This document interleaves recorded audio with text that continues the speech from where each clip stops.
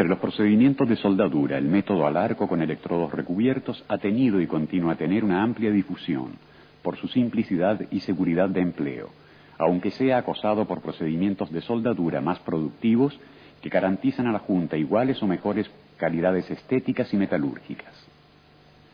En la soldadura eléctrica al arco con electrodos recubiertos, la energía térmica necesaria para la fusión del metal base y del material de aportación es producida por el arco eléctrico, que salta entre el electrodo y los bordes de las piezas que se deben unir. Los electrodos están compuestos por una alma metálica, cuyo diámetro define el diámetro nominal del electrodo, y por un revestimiento externo obtenido por sustancias pulverizadas, unidas por un aglutinante y secadas en horno.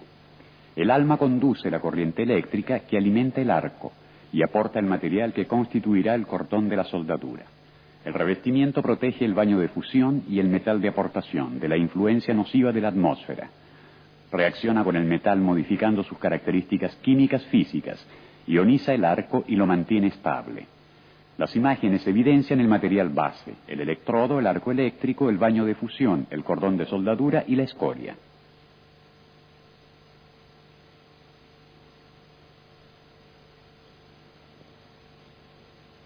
Los equipos de soldadura son el elemento fundamental de la instalación.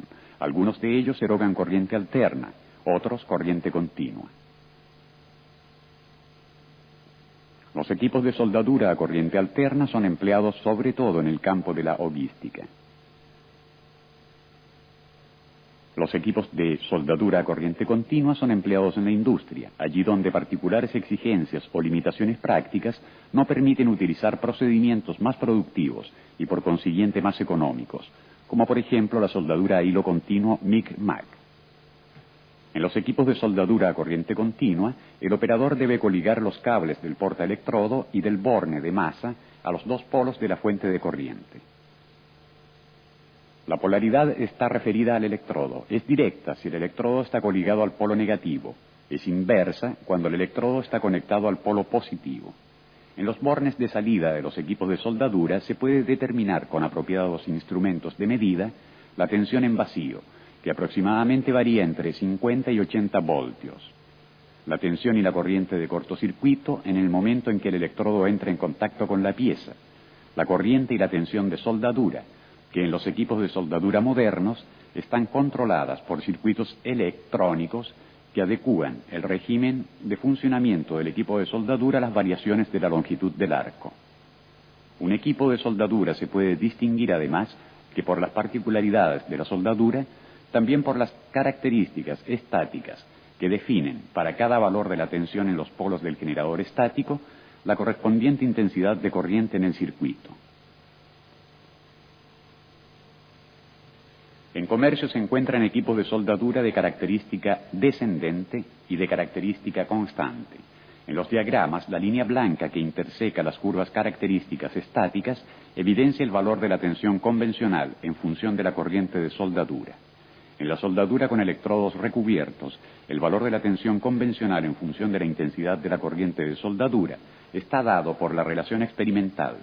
Tensión de soldadura igual 20 más 0,04 por la intensidad de la corriente de soldadura. En los equipos de soldadura de característica descendente, con la variación de la longitud del arco cambia sea el valor de la tensión que de la intensidad de corriente. En los equipos de soldadura de característica constante, un circuito electrónico mantiene constante el valor de la intensidad de la corriente con la variación de la longitud del arco. Con los instrumentos que aparecen en sobreimpresión, se puede establecer la constancia de la corriente y la compensación automática de la tensión.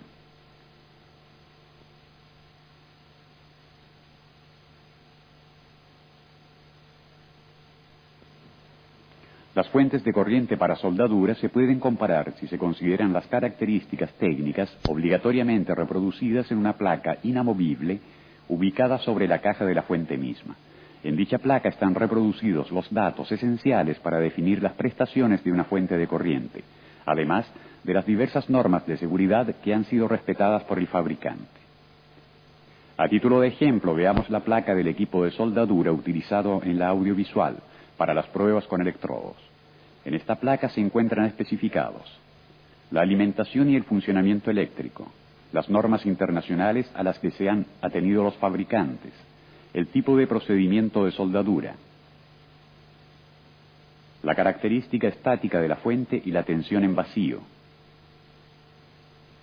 el campo de empleo de una fuente de corriente, definido por las corrientes de soldadura mínima y máxima con las correspondientes tensiones convencionales a cargo, los valores